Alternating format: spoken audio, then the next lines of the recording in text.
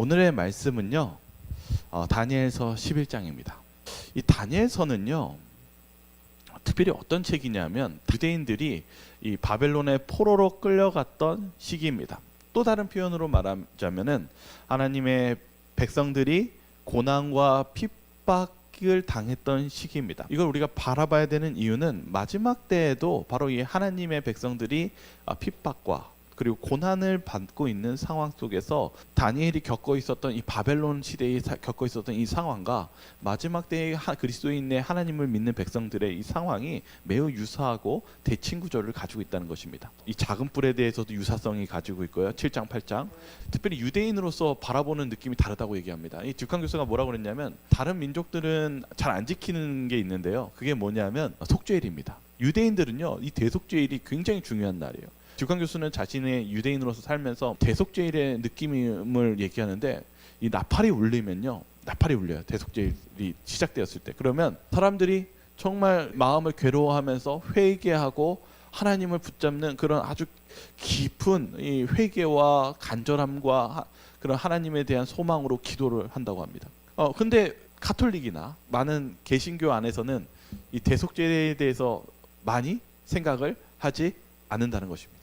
오늘 이제 이 부분을 좀 먼저 보겠는데요. 다니엘서 7장 25절을 우리 같이 한번 읽고 시작하도록 하겠습니다. 그가 장차 지극히 높으신 이를 말로 대적하며 또 지극히 높으신 이의 성도를 괴롭게 할 것이며 그가 또 때와 법을 고치고자 할 것이며 성도들은 그의 손에 붙임 바 되어 한 때와 두 때와 반 때를 지내리라. 다니엘서 7장도 무엇에 대해서 얘기하고 있냐면 다니엘 시대 때 하나님의 백성들이 핍박받은 것처럼 마지막 때에도 그리고 이 시기에도 바로 하나님의 백성들이 핍박을 받을 것에 대해서 예언해 놓고 있습니다. 오늘날 지금 전쟁이 아주 크게 벌어지고 있죠. 지금 어디하고 전쟁을 하고 있습니까? 이스라엘하고 어디하고요? 하마스, 어떻게 보면 팔레스타인하고 전쟁하고 있습니다. 실질적으로 이 싸움 안에는 실은 종교적인 싸움이 있다라고 우린 배웠습니다. 이스라엘이라는 유대교와 하마스라는 이슬람교가 전쟁을 하고 있습니다. 이번에도 이렇게 폭탄이 터지면서 많은 사람들이 죽었고 그렇게 되고 있습니다. 그러한 동시에 또한 유대인들이 무엇하기를 계속 꿈꾸고 있냐면 유대인들은 성소를 짓고 싶어 하고 있습니다. 이것에 대해서 제3성전에 대해서 많은 신학자들은 뭐라고 얘기했냐면 코넬 신학대학교 총장은 그들이 이스라엘에게 성전을 준비하는 것은 마지막 때가 얼마 남지 않았다는 또 다른 신호입니다. 달라스 신학대학교는 재건된 성전이 성전산 위에 존재한다면 우리가 종말에 가까운 지점 어딘가에 있을 가능성이 높습니다. 많은 학자들 중에 어떤 사람들은 이게 마지막 징조다. 이 세대주의가 뭐냐면요, 지나치게 성경을 문자적인 해석을 추구하고 구약 이스라엘과 신약 교회의 무관계성을 주장하며 더욱이 지나친 문자주의를 통해 성경의 일부만 취사 선택함으로써 성경의 전체적인 메시지를 훼손하고 있다고 지적하고 있다. 이 세대주의가 뭐냐면요, 어떤 사람이 이스라엘 백성이라고 여러분 생각하십니까? 유대인이 이스라엘 백성입니까? 저희들은 혈통적으로는 유대인이 아닌데 왜 하나님의 백성이라고 얘기합니까? 영적인 이스라엘 백성, 예수님께서 바로 영적인 이스라엘 백성이라고 선포하셨기 때문입니다. 중요한 건 여기 있습니다. 이 문자 그대로의 해석을 믿고 있고 유대인들은 자기네 민족이고 그리고 성소가 지어져야 된다고 주장하면서 그래야 이 성경의 예언이 이루어진다라고 주장하는 것입니다. 성경에 대한 잘못된 해석, 잘못된 가르침으로 가는 그 구원 속에서 예수님께서는 그렇게 가르치지 않으셨습니다. 요한복음 4장 21절 한번 보고 사마리아 여인을 만났을 때 예수님께서 이 사마리아 여인에게 하신 말씀입니다. 같이 읽겠습니다. 예수께서 같이 읽겠습니다. 시작. 예수께서 이르시되 여자여 내 말을 믿으라. 이 산에서도 말고 예루살렘에서도 말고 너희가 아버지께 예배할 때가 이르리라. 예수님은 뭐라고 말씀하셨습니까? 이 예배 드릴 때 꼭 예루살렘에서 예배 드려야 된다고 얘기했습니까? 아닙니다. 어디에서나 우리가 누구든지 헬라인이나 유대인이나 상관없이 그 길이 열린 것을 보여주셨습니다. 예수님께서 이렇게 말씀하셨습니다. 바로 영적 이스라엘로 가는 길. 다시 말하면 상징적, 영적 묘사로서 진행되는 변화의 과정이 있다는 것입니다. 이제 그걸 좀만 더 보겠습니다. 다니엘서 8장 7절입니다. 다니엘서 8장 7절에 보시면요, 다니엘서 8장에 염소와 수양이 나옵니다. 같이 한번 읽어볼까요? 내가 본즉 그것이 순양에게로 가까이 나아가서는 더욱 성내어 그 순양을 쳐서 그 두 뿔을 꺾으나 순양에게는 그것을 대처할 힘이 없으므로 그것이 순양을 땅에 엎드려뜨리고 질바발쓰나 순양을 그 손에서 벗어나게 할 자가 없었더라. 우리가 그동안 배웠을 때 순양과 수염소는 메데페르시아와 그리스로 우리가 배워왔지만 이 듀칸 교수는 이것이 실은 그 나라의 의미보다 더 큰 또 다른 의미를 가지고 있다라고 설명하고 있습니다. 이것이 무엇이냐? 성경절을 보겠습니다. 레위기서 16장 5절에 있는 말씀에 바로 순염소와 순양에 대한 기록이 나옵니다. 한번 읽겠습니다. 이스라엘 자손의 회중에게서 속죄 제물로 삼기 위하여 순염소 2마리와 번제물로 삼기 위하여 순양 1마리를 가져갈지니라. 순양과 순염소를 무엇하기 위해서 준비하라고 얘기하고 있습니까? 속죄 제물입니다. 속죄일을 위해서 준비하는 제물이 순양과 순염소입니다. 왜 하나님께서는 이 다니엘서 8장을 다시 한번 다른 동물로 표현한 이유는 특별히 그 동물이 일반적인 동물이 아니라 대속죄일에 쓰는 동물을 사용한 이유는 이 싸움이, 그리고 마지막 예언으로 가는 싸움이 대속죄일과 관련이 있다는 것을 다시 한번 보여주기 위해서 얘기하고 있습니다. 오늘 우리가 바라봐야 되는 것은 하나님께서 우리들에게 지금 이 시대가 마지막 시대로 가고 있고, 그리고 우리가 대속죄를 준비하는 과정임을 다시 한번 보게 됩니다. 지금 듀칸 교수는 이 부분에 대해서 이 히브리서 원어적인 부분들을 계속 연구하고 있습니다. 다니엘서 8장 3절에는 뭐라고 적혀 있냐면, 강가에 두 뿔 가진 순양이 서 있는데 그 두 뿔을 다 길었으며, 이 순양이 나옵니다. 근데 이 단어, 이 순양이 나오는 이 아게다라는 단어, 이 단어가 창세기에도 똑같이 나오는데, 이 창세기 22장 13절과 10절에 나옵니다. 같이 한번 읽어보겠습니다. 손을 내밀어 칼을 잡고 그 아들을 잡으려 하니 아브라함이 눈을 들어 살펴본즉 핫 순양 뒤에 있는데 뿔이 숲을 가려 있는지라. 아브라함이 가서 그 순양을 가져다가 아들을 대신하여 번제로 드렸더라. 다니엘서에서 봤던 그 이상 가운데 봤던 이 순양이 어디에 나오냐면 바로 아브라함이 이삭을 하나님께서 바치라고 했던 그 장면으로 넘어갑니다. 그러나 하나님께서 이삭을 바치려고 했을 때 하나님께서 천사를 통해서 멈추게 하시고 이 아들을 대신할, 운명을 대신할 대상으로 무엇을 제물로 드리라고 했습니까? 바로 순양을 드리라고 했습니다. 이 부분에 대해서 이렇게 기록하고 있습니다. 속죄일을 가리키려는 이 강력하고 반복되는 의도는 다니엘서 8장에 나오는 작은 뿔의 기원의 정체와 관련하여 중요한 의미를 갖습니다. 왜냐하면 성경 저자가 다니엘서 2장과 7장의 넷째 왕국을 무시하는 것처럼 보이는 이유를 설명하기 때문입니다. 특별히 다니엘서 8장에서는 이 싸움이 대속죄일 싸움으로서 이어지고, 그것이 굉장히 이 작은 뿔과 연관되어 있음을 다시 한번 상기시킵니다. 이제 좀 보겠습니다. 다니엘서 7장과 8장은요 작은 뿔이 나옵니다. 다니엘서 7장 20절 한번 볼까요? 또 그것의 머리에는 10뿔이 있고 그 외에 또 다른 뿔이 나오매 새 뿔이 그 앞에서 빠졌으며 그 뿔에는 눈도 있고 큰 말을 하는 입도 있고 그 모양이 그의 동료보다 커 보이더라. 내가 본즉 이 뿔이 성도들과 더불어 싸워 그들에게 이겼더니. 작은 뿔은 우리가 잘 알다시피 로마 교회 카톨릭이라는 걸 배웠습니다. 이 작은 뿔은 다니엘이 보았을 때도 깜짝 놀라고 다른 짐승과는 달랐다고 얘기하고 있습니다. 그 이유는 이 작은 뿔은 그동안에 있었던 짐승, 바벨론, 메데페르시아, 그리고 그리스, 그 짐승들은 지금까지 어떤 짐승이었습니까? 이 땅에서 핍박하고 짓밟는 그런 존재들, 그 짐승의 나라였습니다.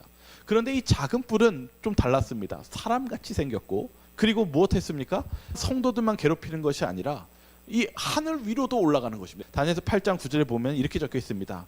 그중 한 뿔에는 또 작은 뿔 하나가 나서 남쪽과 동쪽과 또 그 다음에 위로 올라갑니다.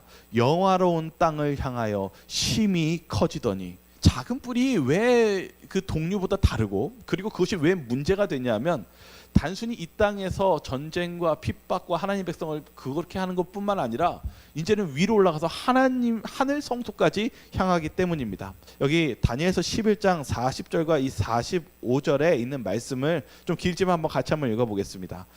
같이 읽겠습니다. 마지막 때에 시작.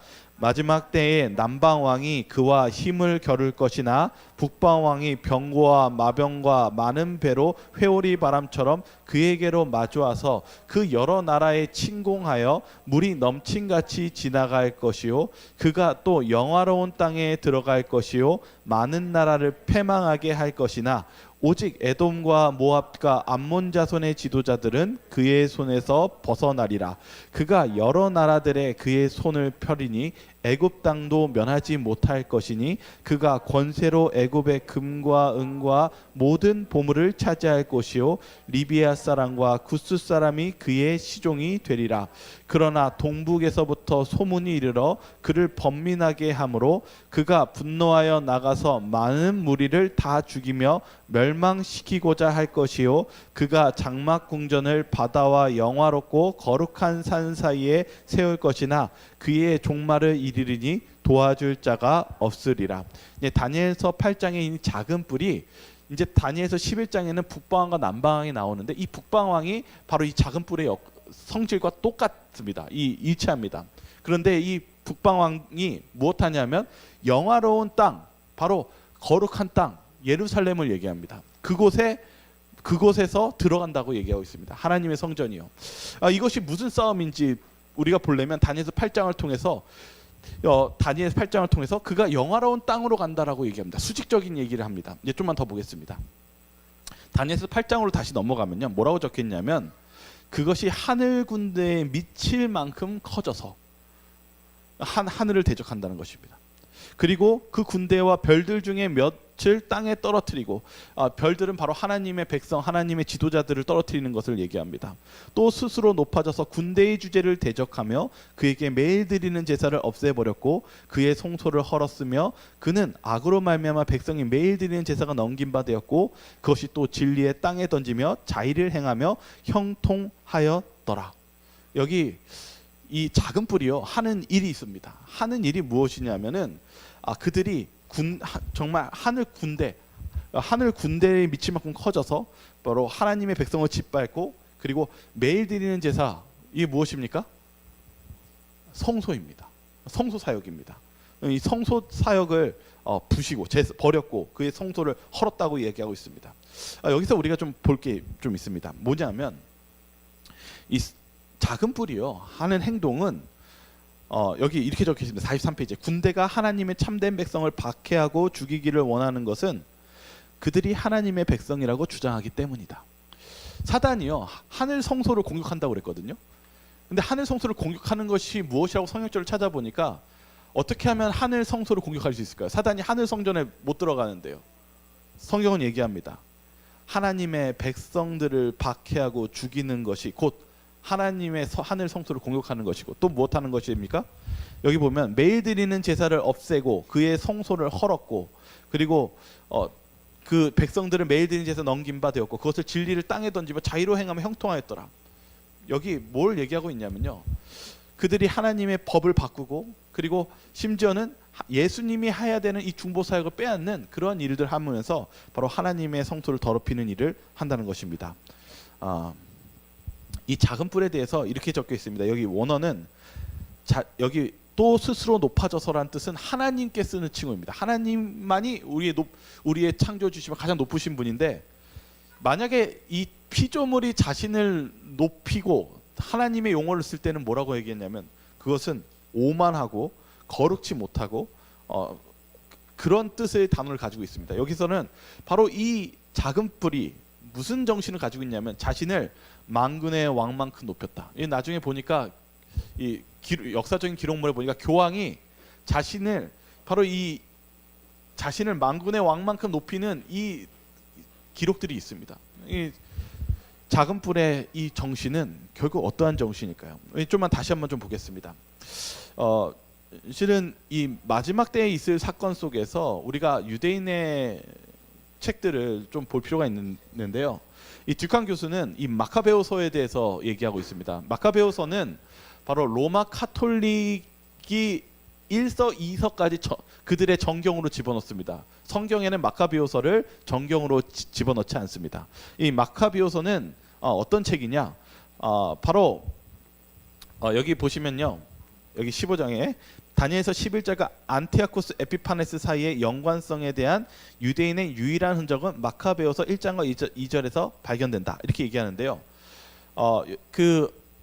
네 뿔로 네 짐승이 네 나라로 갈라지는, 다시 말하면 구약 시대 때 그리고 다시 말하면은 프톨레미, 셀루쿠스, 좀만 다른 얘기를 하면은 알렉산더 대왕이 죽고 나서 몇 나라로 바뀌었죠? 네 나라로 바뀌었죠. 원래 그 표범이 네 머리잖아요. 여기 마카베오서는 그 두 나라 빼고 그 안티오코스 에피파네스 시절입니다. 이게 뭐냐면요. 이때 당시에 유대인들한테 성전을 파괴하고 성전을 파괴하고 그들에게 실은 이 성경을 읽지 못하게 하는 그 압박이 있었던 시대가 있었습니다. 그래서 무엇했냐면 이 마카비라는 사람이 실은 이 유대인들이 저항을 했습니다. 그래서 싸워가지고 그들이 다시 성전을 재건하는 이 역사가 유대인들에게 굉장히 중요한 역사입니다. 이 마카베오서 그래서 1서 2서에서 바로 이 안티오코스 에피파네스의 내용들이 적혀 있습니다. 그리고 거기에 뭐라고 적혀 있냐면 멸망에 가증한 것에 대해서 기록이 되어 있습니다. 다니엘서의 멸망에 가증한 것이 그 거룩한 곳에 선 것을 보거든, 이 내용 안에서 이 멸망에 가증한 것을 이 유대인들은 바로 이 싸움에서 적용하고 있습니다. 이 부분에 대해서 예수님이, 이게 기원전 1세기 100년 전에 쓰여진 사건이거든요. 그럼 예수님이 마카비오서를 알고 있었을까요? 모르고 있었을까요? 예수님은 AD 30년, 37년, 38년 이렇게 그 당시에 살고 계셨으니까요. 알고 있었을까요? 모르고 계셨을까요? 알고 계셨죠. 바로 이 부분입니다. 이 유대인들은요, 바로 이 마카비서를 통해서 마지막 때의 종말에 대해서 믿고 있습니다. 그리고 그 종말 사상 속에서 이 성소를 다시 재건해야 되고, 그리고 그런 유대인들을 통해서 구원이 있다라고 믿지만, 예수님은 뭐라고 말씀하시냐면 마태복음 24장 15절과 23절, 24절, 26절입니다. 같이 한번 읽어보겠습니다. 그러므로 시작. 그러므로 너희가 선지자 다니엘이 말한 바 멸망에 가증한 것이 거룩한 곳에 선 것을 보거든 읽는 자는 깨달을진저 그때 사람이 너희에게 말하되 보라 그리스도가 여기 있다 혹은 저기 있다 하여도 믿지 말라. 거짓 그리스도들과 거짓 선지자들이 일어나 큰 표적과 기사를 보여 할 수만 있으면 택하신 자들도 미혹하리라. 그러면 사람들이 너희에게 말하되 보라 그리스도가 광야에 있다 하여도 나가지 말고 보라 골방에 있다 하여도 믿지 말라. 예수님께서요, 예루살렘 성전에 대한 멸망과 함께 마지막 때에 있을 사건 또한 같이 연결해서 예언했던 파트입니다. 근데 뭐냐면 예수님께서 무엇에 대해서 얘기했냐면 다니엘이 말하면 멸망에 가증한 것이 거룩한 곳에 선 것을 보거든. 이 사건이 일어났습니다. AD 70년에 무슨 사건으로 일어났냐면 바로 로마가 예루살렘 성전을 포위하고 그리고 그들을 많은 유대인들을 학살하고 죽이면서 이 성소에 있는 기물들을 다 전리품을 가져가고 파괴하는 사건이 AD 70년에 있었습니다. 이 예언을 통해서 누가 살아남았냐면 전승을 통해서는 바로 요한과 요한의 어머니가 그리고 많은 기독교인이 이 예수님의 예언을 통해서 그때 잠깐 동안 이 다른 전쟁에서 빠졌을 때 그때 빠져나왔던 사람들은 다 살았습니다. 바로 이 사건입니다. 예수님께서 말씀하시는 사건은 멸망에 가증한 것이 거룩한 것에 선 것을 보거든은 이 마카비서에 쓰여진 이 전쟁이 아니라 이 로마라는 나라가 더 이상 뭐예요? 이 성소를 파괴하고 그리고 성소의 기능을 할 수 없게끔 하는 이것에 대해서 설명하는 부분이었다는 사실입니다. 그래서 제가 좀 읽어드리겠습니다. 또한 선지자 다니엘이 말한 멸망에 가증한 것을 언급하신 예수께서 마카베오서의 이야기를 알고 계셨으며, 그러니까 이 듀칸 교수는 이 역사적인 사실이기 때문에 예수님을 알고 계셨다는 것입니다. 확실히 당시 유대인의 해석을 알고 있는 사람들은 마카베오서의 플라비우스 요세푸스의 책과는 달리 다니엘의 예언을 안티오코스 에피파너스에게 적용하지 않습니다. 그러나 예수께서는 이 해석을 정정하십니다. 그분에게 멸망에 가증한 것은 과거의 사건 안티오코스 에피파네스의 이 사건이 아니라 미래의 사건, 즉 로마인들에 의한 예루살렘 멸망과 궁극적으로 멸망될 세상의 끝날에 인자가 오기 직전의 사건과 관련된 것입니다. 제가 오늘 말씀드리는 것은 오늘 어려워요. 좀 어렵지만 자꾸 이렇게 말씀드리는 것은 이 내용이 무슨 사건과 관련돼 있냐면 매일 드리는 제사 대속죄과 이 관련이 있으면 자꾸 예수님께서는 이 초점을 맞추시고 이끄신다는 사실입니다. 이거 오늘 좀만 보겠습니다. 그래서 요세푸스라는 이 역사학자가 있어요. 이때 당시에 AD 70년대 살아남았던 이 사람인데 이 사람이 사는 대가로 뭘 썼냐면 역사를 썼어요. 그 역사서에서 이 요세푸스는 자신의 종말적 사상을 마카베오서에 있는 사상에 영향을 받아 쓴 내용입니다. 그러나 종말에 대한 예수님의 사상은 달랐습니다. 무엇이냐면 이 로마가 바로 다시금 예루살렘 멸망과 멸망에 관련이 있는 이 과정과 관련이 있는 것으로 설명하고 있다는 사실입니다. 이걸 왜 자꾸 얘기할까요? 히브리서 12장 22절에는 바로 이 성소가 이 성소에 대해서 이 작은 뿔이 성소를 공격하고 있었는데 이 성소는 어느 성소를 얘기하는 걸까요? 제가 오늘 얘기했었을 때 우리가 이스라엘 유대인들은 자꾸 세대주의 사상들은 자꾸 하나님 백성하면 뭐라고 생각할까? 유대인들은요. 누가 하나님 백성이라고 유대인들은 생각해요? 세대주의자들은요. 혈통적 이스라엘이요. 그리고 성소도 이 땅에 지금 전쟁하는 것도 뭐가 중점이 되고 있냐면 무슨 성소가 중요하고 차지하고 싶어서 그렇습니까? 지금 예루살렘에 있는 여러분 보셨어요? 이렇게 동그랗게 이렇게 돔으로 되신 거요? 그 지금 거기가 무슬림들이 장악했거든요. 왜냐하면은 무슬림들은 마호메트가 살아 승천한 곳이 또 예수님 그쪽이라고 생각해서 거기다 지은 거예요. 그러니까 지금 이스라엘은 지금 뭐가 지금 소망이냐면 거기다가 성전을 짓는 거. 그것이 우리의 구원에 관련돼 있고 거기에 끝이 있다고 생각합니다. 그러나 예수님과 성경은 자꾸 뭐라고 얘기하냐면 다니엘서는 구약입니다. 구약은 자꾸 뭐라고 얘기하냐면 이 싸움이 성소랑 싸움이 있는데 다니엘 당시에 성소가 어떻게 됐습니까? 다니엘 시대 때 성소가 무엇했어요? 다니엘이 10대 때 왜 바벨론을 끌려갔을 때 뭘 보면서 끌려갔습니까? 성전이 다 파괴되었습니다. 성전이 파괴돼서 거기에 이제 하나님 어떻게 보면은 거기에 성전의 기능이 다 상실된 상태였습니다. 그런데 작은 뿔이 지금 싸우고 있어요. 성소와 싸우고 있습니다. 그 성소는 어디에 있습니까? 히브리서 12장 22절입니다. 같이 한번 읽어보겠습니다. 그러나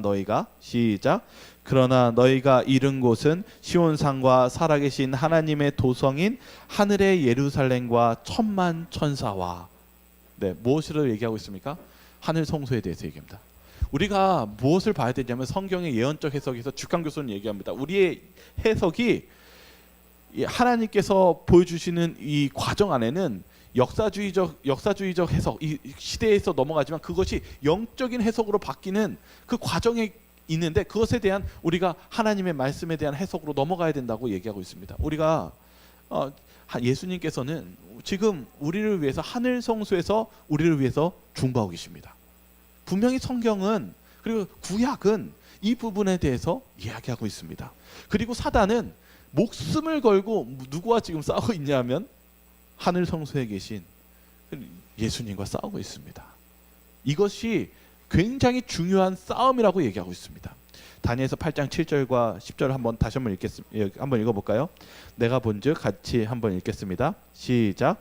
내가 본즉 그것이 순양에게서 가까이 나아가서는 더욱 성내어 그 순양을 쳐서 그 두 뿔을 꺾으나 순양에게는 그것을 대적할 힘이 없으므로 순양을 땅에 엎드러뜨리고 짓밟았으나 순양은 그 손에서 벗어나게 할 자가 없었더라. 그것이 하늘 군대에 미칠 만큼 커져서 그 군대의 별들 중에 며칠 땅에 떨어뜨리고 그것들을 짓밟고.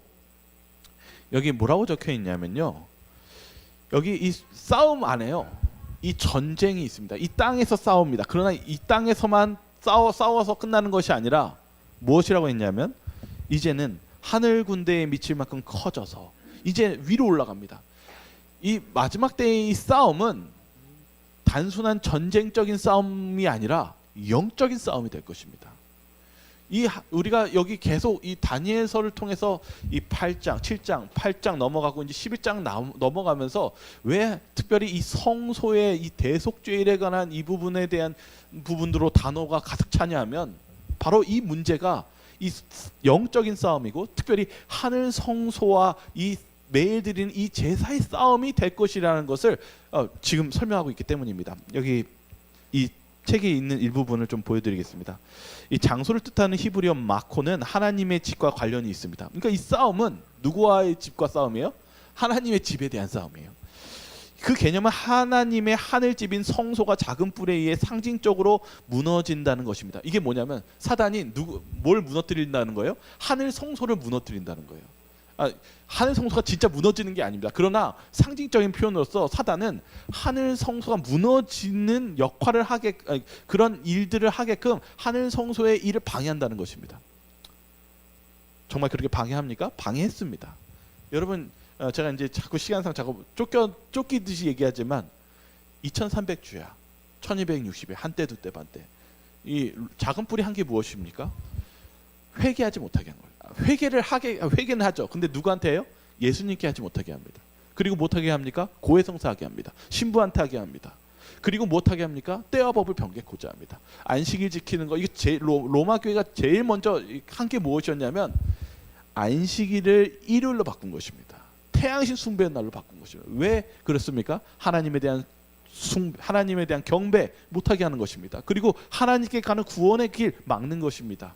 이 성소로 가는 사역, 어떻게 보면 일반적인 사람들은 이 성소가 뭔데? 그게 뭐가 중요해? 그렇게 얘기하지만 이 성소에 대한 중요성은 성경은 계속 얘기하고 유대인으로서 사는 이 듀캉은 유대인으로서 살았던 삶에서 이 대속죄일이 얼마나 중요했는지를 이 뼈저리게 경험했기 때문에 이 성경에서 말하는 이 대속죄일을 왜 말하는지를 깊이 한번 명상을 시키는 것입니다. 오늘 이 내용 속에서 여기 뭐라고 얘기하고 있냐면요, 여기 내려가다라는 동사 후실락은 염소가 순양을 공격하는 것을 묘사하는 데 사용된 단어와 동일합니다. 이 순양을 짓밟는 사건과 함께 나타나는 이 반향은 하나님의 백성에 대해 물리적 공격뿐만 아니라 작은 뿔이 하나님을 강탄하는 수직적인 공격도 같이 포함하고 있습니다. 우리가 마지막 시대에 살고 있는데 사단은요, 이 세상 속에서 전쟁과 흉흉함과 어려움만 있는 것이 아니라 마지막 싸움이기 때문에, 그리고 그에게 있어서 제일 중요한 싸움은 바로 하늘과 싸우는 수직적 싸움이 함께 일어난다는 사실입니다. 하나님의 성전을 파괴한다는 것이 무엇일까요? 다니엘서 8장 10절과 12절 아까 읽었지만 제가 한번 정리해 드리겠습니다. 첫 번째는 그 군대의 별들을, 하나님의 백성들을 땅에 떨어뜨리고 핍박하고, 그리고 또 스스로 높아져서, 이것은 하나님처럼 되는 신적 권위입니다. 군대의 주제를 대적하고 무엇을 없애냐면 매일 드리는 제사, 이 제사를 없애버린다는 거죠. 성소를 공격한다는 것입니다. 보겠습니다. 다니엘서 11장 6절에 있는 말씀입니다. 다니엘서 11장 6절에 바로 이런 말씀이 있습니다. 같이 한번 읽어보겠습니다. 몇 해 후에, 시작. 몇 해 후에 그들이 서로 단합하리니 곧 남방왕의 딸이 북방왕에게 가서 화친하리라. 그러나 그 공주의 힘이 쇠하고 그 왕은 서지도 못하며 권세가 없어질 뿐 아니라 그 공주와 그를 데려온 자와 그를 낳은 자와 그때에 도와주던 자가 다 버림을 당하리라. 이 남방왕과 북방왕에 대한 내용인데요, 여기에 나오는 이 북방왕은 바로 로마교회 작은 뿔을 상징하고 있습니다. 근데 이 남방왕은 애굽에서 다시 무슬림으로 가는 상징을 하고 있는데요, 뭐라고 냈냐면 화친하니라, 결합하다라는 단어를 쓰고 있습니다. 히브리서요. 근데 이 히브리서에서 이 결합하다는 단어가 어디에 나오냐면 역대하 18장 1절에 나옵니다. 같이 한번 읽겠습니다. 여호사밧이, 시작. 여호사밧이 부귀와 영광을 크게 떨쳤고 아합 가문과 혼인함으로 인척 관계를 맺었더라. 이 여호사밧이 하나님의 백성이 하나님께서 정말 싫어하는 바로 이방인과 결혼하는 이 문제 속에서 결혼하면서 하나님을 속상하게 하고 어려움에 빠지게 합니다. 다시 말하면 이 북방왕이 하는 일이 무엇이냐면 바로 이 결혼하는 것입니다. 이 듀칸 교수는 뭐라고 얘기하냐면 이 구절의 언어는 기독교의 발용을 특징으로 하는 교회의 믿음 없는 사회 사이에 연합을 적용됩니다. 이것은 혼합주의와 타협의 운동을 촉진한 콘티나스 누스로부터 시작되었습니다. 콘티나스 높은 황제가 제일 한 게 뭐냐면 그렇게 핍박하다가 기독교를 못한 거예요. 기독교를 교회를 인정한 거예요. 국교로. 그래서 한 게 뭐예요? 처음으로 한 게 뭐냐면 이제 핍박을 멈추고 섞어버린 것입니다. 토요일을 일요일로. 이 사단이 이 다니엘서 11장의 예언의 속에서 무엇하냐면 이 결혼에 대해서 얘기하면서 무엇하는 거냐면 사회와 이 종교가 이제는 그리고 무엇하는 신앙으로 가냐면 믿음 없는 종교로 가는 것입니다. 믿음 없는 종교요. 타협하는 운동. 이게 콘스탄티노플 황제의 동상인데요. 이 부분에 대해서 이렇게 정리하고 있습니다. 이거는 역사에 대한 내용입니다. 황제들은 교회와 사회의 결혼을 시작했습니다. 우리는 결혼이라는 이미지를 의도적으로 사용합니다. 왜냐하면 결혼은 정체성이 아니라 연합을 의미하고 주고받고 조종하고 그리고 조종하는 것을 수반하기 때문입니다. 물론 사회가 즉시 기독교화되지는 않았고 콘스탄티누스 치하에서 기독교가 국교가 아니었습니다. 4세기 말 테오도시우스 황제 치하에서 비로소 교회가 국교화되었습니다. 기독교는 분명히 제국이 선호하는 종교였으며 교회와 국가 사이의 조화와 협력이 상상 그 이상이었습니다. 결혼이라는 의미가 무엇됐다는 거예요? 주고받고 연합이 되었다는 것입니다. 여기 또 다른 84페이지 이렇게 적혀 있습니다. 4세기의 교회의 사회의 결합이 가져온 가장 위험한 결과 중 하나는 사회의 안이한 방식과 가치가 교회에 전달되었다는 것입니다. 능력, 편안함은 소수 엘리트 교회를 더 이상 사회의 나머지 부분과 구별할 수 없는 편안하고 모든 것을 포용하는 교회로 변화시켰습니다. 이제 뭐예요? 세상과 다를 게 없고 그냥 같이 가고. 제가 예전에 어떤 걸 봤냐면 그 로마 그 어떤 주교가 이 동성애에 대해서 아니면 그 죄에 대해서 그냥 이렇게 인정해주고 받아주는 어떤 기사를 보게 되었습니다. 제가 너무 안타까웠던 것은 하나님의 말씀이 더 이상 존재하지 않고 이제 결혼이라는 것처럼 연합하고 섞이는 그러한 관계로 갔다는 것입니다. 다니엘서 7장 25절입니다. 그가 장차 지극히 높으신 이를 말로 대적하면 또 지극히 높으신 이의 성도를 괴롭게 할 것이며 그가 또 때와 법을 변개코자 할 것이며 성도들은 그의 손에 붙임 바 되어 한때 두때 반때를 지내리라. 이 작은 뿔 사단은 공격하는 것이 있습니다. 무엇이냐면 하나님의 법을 바꾸고 그리고 하나님의 성도를 핍박하는 것. 그 일들을 한다고 예언되어 있습니다. 이제 보겠습니다. 그것이 이사야서에서 바로 기록되어 있는데요. 같이 한번 보겠습니다. 같이 읽겠습니다. 시작. 너는 바벨론 왕에 대하여 이 노래를 지어 이르기를 압제하던 자가 어찌 그리 그쳤으며 강포한 성이 어찌 그리 패하였는고 내가 내 마음에 이르기를 내가 하늘에 올라 하나님의 뭇별 위에 내 자리를 높이리라. 내가 북극 지폐의 산 위에 앉으리라.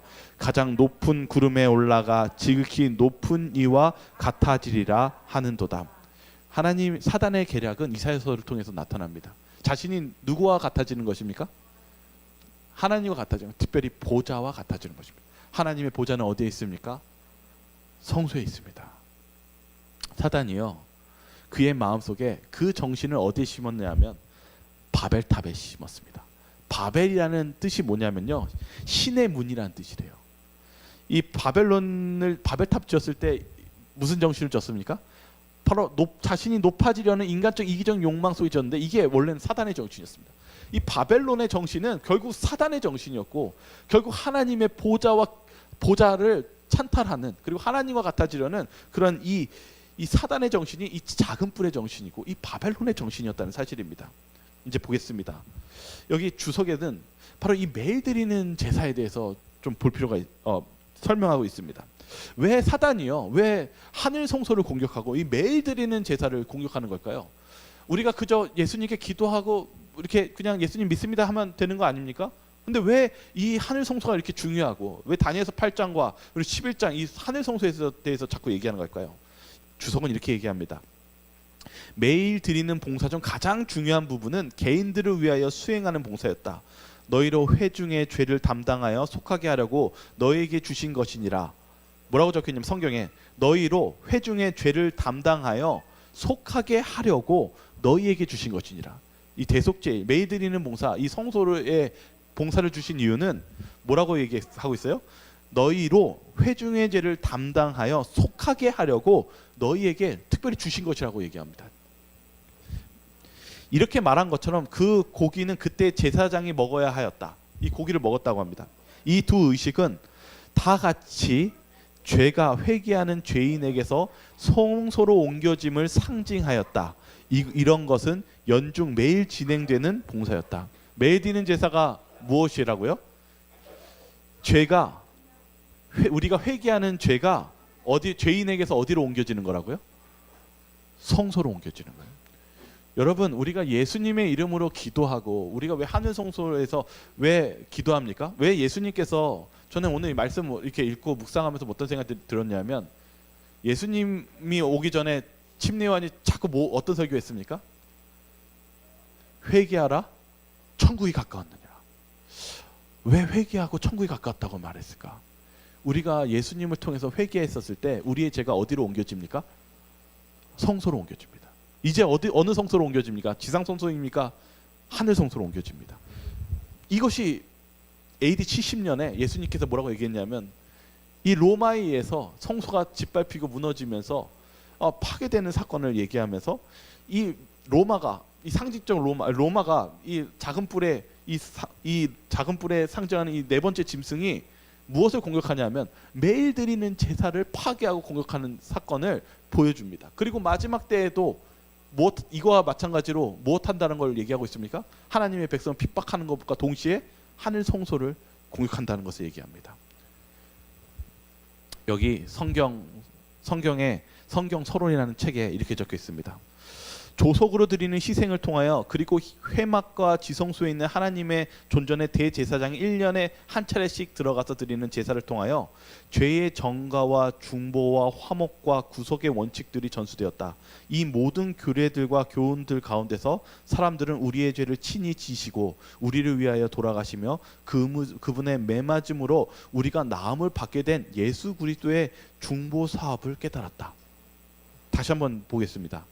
뭐라고 적혀 있냐면, 우리가 아침 저녁으로 드리는 이 회생, 그러니까 우리가 하늘 성소 회개하고 예수님께 드리는 이 기도가 무엇과 관련되어 있냐면은, 우리가 이 제사를 통해서 죄가 정가되고 우리가 죄가 옮겨지고 중보되는 것입니다. 예수님을 통해서 우리가 중보돼서 하나님과 다시 화목해지고 구속이니까 구원의 원칙들이 옮겨지고 전수될 수 있게 되었다고 얘기하고 있습니다. 다시 말하면 사단이 왜 매일 드리는 제사 하늘 성소를 공격하는 것입니까? 거기에 우리의 죄가 옮겨지고 예수님의 중보가 있고 그리고 구원이 이루어지는 그 과정이 있기 때문입니다. 사단은 바로 이 부분에 있어서 이 대속죄일에 대한 이 사건을 바꿔치기 하고 섞고 결혼하고 그렇게 함으로써 혼란에 빠뜨리게 하고 있다는 사실입니다. 오늘 우리에게 있어서 실은 오늘 잠깐 11장을 정말 빠르게 다뤘지만, 이 다니엘서 11장에서 아주 중요한 걸 얘기하고 있습니다. 하늘 성소, 대속죄일이 존재한다는 사실입니다. 하나님께서는 우리의 구원을 위해서 지금 저와 여러분들을 중보하고 계십니다. 근데 사단이 무엇하고 있냐면, 우리가 그런 하나님의 조사 심판, 우리를 위해서 구원해 주시고 중보해 주시고, 실제로 예수님께서는 하늘 성소를 통해서 우리의 기도를 들으시고 또 무엇 해주십니까? 도와주십니다. 이 제자들에게 뭐라고 합니까? 내가 성소에 갈 때까지, 내가 하늘에 갈 때까지 기다리라고 얘기합니다. 왜요? 무슨 사업 하시려고 예수님께서 이 제자들에게 기다리라고 하십니까? 하늘 성소를 통해서, 성소에서 우리에게 뭘 내려주시려고요? 성령을 내려주시려고요. 마음의 변화를 주시려고요. 우리에게 구원을 주시려고요. 죄의 용서를 해주시려고요. 우리가 바라봤을 때는 이 사단이 하나님을 믿는 거라고 얘기하지만 실제적으로는 무엇하게 합니까? 예수님께 가는 길을 방해하고 있습니다. 우리가 하나님의 말씀대로 살아야 되겠습니까? 실은 살아야 됩니다. 왜냐하면 다니엘서를 좀 다시 봐야 됩니다. 여러분, 다니엘 시대를 보십시오. 하나님의 백성이 핍박받았습니까? 마지막 때에도 하나님의 백성을 핍박하는 것이 예언되어 있습니다. 사단이 혼자 싸웁니까? 아닙니다. 우리가 다니엘 계시록 보십시오. 땅의 짐승과 바다에 나온 짐승을 통해서, 이 작은 뿔을 통해서, 그리고 이 새끼양 같은 그 미국을 통해서 힘을 합쳐서 권력과 경제력으로 짓누를 것을 얘기하고 있습니다. 사단도 무기를 씁니다. 그럼 저와 여러분들은 어떻게 다니엘의 세 친구와 다니엘처럼 승리할 수 있겠습니까? 다니엘서 3장 24절을 읽어보겠습니다. 같이 읽겠습니다. 그때에 같이 읽겠습니다. 시작. 그때 느부갓네살 왕이 놀라 급히 일어나서 모사에게 물어 이르되 우리가 결박하여 불 가운데로 던진 자는 세 사람이 아니었느냐 하니 그들이 왕에게 대답하여 이르되 왕이여 올소이다 하더라. 이 느부갓네살 왕이 화가 나가지고요. 하나님 믿었던 다니엘 세 친구들을 어디에 집어넣었어요? 풀무불에 집어넣었어요. 어떻게 보면은 불화염 속에 들어간 겁니다. 근데 깜짝 놀랐습니다. 거기 안에 누가 있었어요? 예수님이 계셨어요. 여기 다니엘서 또 보시죠. 다니엘이 사자굴에 들어갔습니다. 다니엘서 6장 22절 한번 같이 한번 읽어보겠습니다. 나의 하나님이 시작. 나의 하나님이 이미 그의 천사를 보내어 사자들의 입을 봉하셨으므로 사자들이 나를 상해하지 못하였사오니 이는 나의 무지함이 그의 앞에 명백함이오며 또 왕이여 나는 왕에게도 해를 끼치지 아니하였나이다 하니라. 네, 다니엘이 뭐라고 해요? 하나님이 뭐라고 했다고요? 이미 그의 천사를 보내셔서 사자를 입을 막아주셨습니다. 여러분, 다니엘과 다니엘의 세 친구들이 어떻게 하나님의 백성으로서 이 세상의 핍박 속에서 어떻게 하면 구원을 받았고 어떻게 살 수 있었습니까? 예수님의 도움으로 살았습니다. 이 다니엘서를 읽어보면 미카엘이 나옵니다. 하나님과 견줄 수 있는 사람이 누구입니까? 없습니다. 우리 정말 사단도 예수님을 이길 수 없습니다. 그 미카엘이신 예수 그리스도께서 함께 계시기 때문에 승리할 수 있었다는 사실입니다. 이것을 다니엘서를 얘기하고 마지막 시대의 예언 속에서도 얘기합니다. 예수님은 뭐라고 말씀하셨습니까? 내가 너희에게 분부한 모든 것을 가르쳐 지키게 하라. 볼지어다 내가 세상 끝날까지 너희와 항상 함께 있으리라.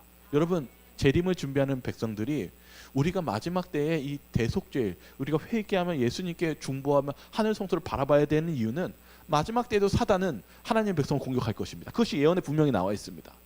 그렇다면 우리가 어떻게 싸워 이길 수 있습니까? 여러분의 힘과 능력으로 싸울 수 있겠습니까? 예수님이 있어야 됩니다. 예수님 없으면 우리가 이길 수 없습니다. 다니엘과 다니엘 세 친구들이 예수님을 의지한 것, 주님을 의지한 것처럼 저와 여러분들이 예수님을 의지하시기 바랍니다. 계시록을 보니까 요한이요, 이 반모섬에서 포로로 끌려가고 슬피 울고 있었어요. 왜냐하면 제가 반모섬 가봤는데 여기서 조금만 떨어지면요 그 그리스가 보여요. 터키랑도 가깝고요. 그런데 왜 이 얘기를 하냐면 이 터키를 일대 주변으로서 이 교회가 생겼거든요. 그러니까 이 요한이 이제 나이가 거의 90세, 100세 가까이 돼 있으니까 이제 그때 당시에 이제 이제 3세대 어떻게 보면은 이제 교인들이 3세대까지 내려갔으니까 여러분 보세요. 이렇게 자녀 교육, 신앙 교육하는 거 쉽습니까? 어렵습니까? 바로 나오네요. 어렵습니다. 어려워요. 이거 어렵습니다. 저희 뭐 부모님 세대처럼 이 신앙이 또 따라와 주면 좋겠는데 또 아닐 때가 있습니다. 근데 이 요한이 너무 슬퍼 우는 거예요. 이제 자기가 포로로 끌려왔으니까, 감옥에 끌려왔는데 교회가 걱정되는 거예요. 이제 막 뭐 올림픽 보겠다고 하고 뭐 세상적인 거 즐기겠다고 하고 그러는데 교회가 또 막 거짓 선지자들이 와가지고 이상한 회방 넣고, 그러니까 이거 어떡하지? 저기 눈앞에 이렇게 저기 땅에 보이는데, 교회가 보이는데 가지 못하니까 막 슬퍼가지고 울고 있는 거예요. 그때 예수님이 나타나십니다. 아이고 죄송합니다. 예수님이 어떻게 나타나냐면 7 촛대, 이 성소에 있는 이 촛대가 있어요.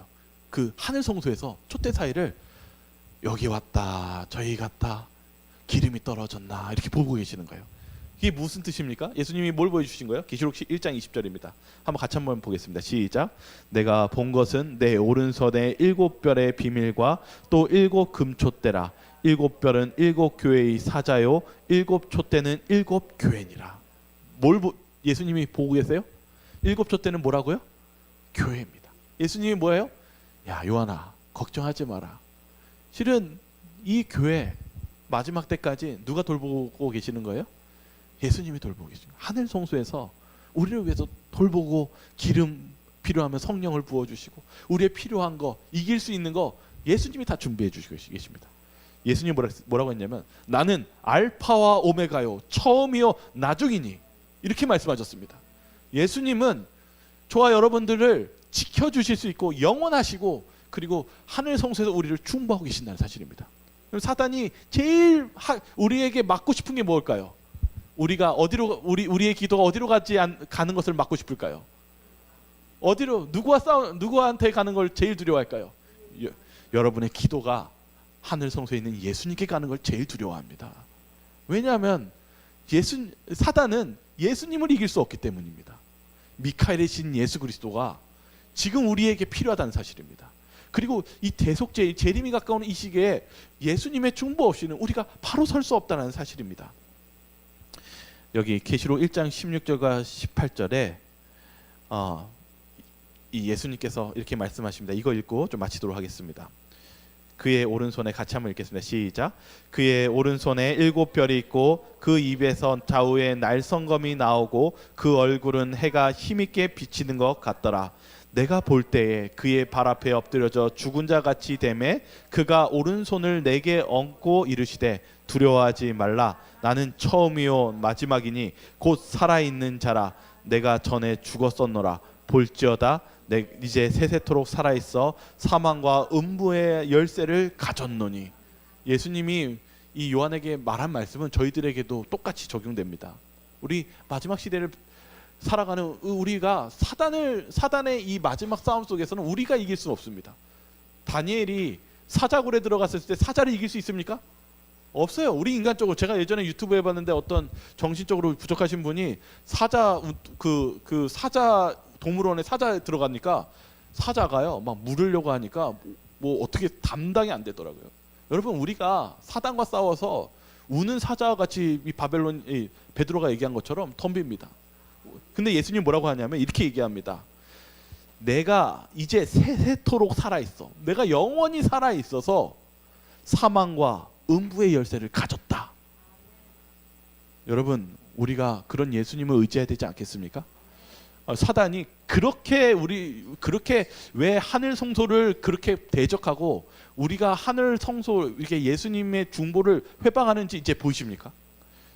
우리는 예수님이 없으면 우린 승리할 수 없습니다. 그러나 우리가 예수님과 함께하고 하늘 중보 사역에 하나님께서 역사하신다는 것을 우리가 믿고 나아간다면 우리는 그 어떤 것도 이길 것입니다. 저와 여러분들이 이 신앙 속에서 그는 하늘 성소 사역, 이 마지막 때 이 하늘 성소 사역이 얼마나 중요하고 대속죄일의 이 사건이 이 예언 속에서 그리고 어떻게 강조하고 있는지를 다시 한번 바라볼 때 저와 여러분들이 깨어서 이 마지막 때를 준비하시기 바라겠습니다. 그런 저와 여러분들 되시기 바라면서 오늘 말씀을 마치도록 하겠습니다. 우리 기도하고 마치겠습니다. 사랑이 많으신 하나님 아버지, 정말 복잡하고 어려운 이 다니엘 11장을 통해서 저희들이 정말 중요한 이 사건이 바로 이 영적인 싸움, 그리고 하늘 성소에서 우리를 중보하신 그 예수님의 이 중보가 얼마나 중요한지를 다시 한번 배우는 시간 주셔서 감사합니다. 사단은 하나님의 말씀을 섞어버리고 그리고 타협하는 그런 정신으로 이 그동안 우리를 속이고 그리고 마지막 때까지 그런 싸움 속에서 우리를 이끌어가고 있습니다. 주여, 저희들이 하나님의 말씀의 진리에 순종하게 도와주시고 하나님의 말씀의 편에 설 수 있도록 저희들을 이끌어 주시옵소서. 그리고 저희가 이 맹렬한 싸움 속에서 오직 예수님만을 의지해야 된다는 사실을 잊지 않게 하여 주시옵소서. 저희를 사랑하시는 예수 그리스도 이름으로 간절히 기도드리옵나이다. 아멘.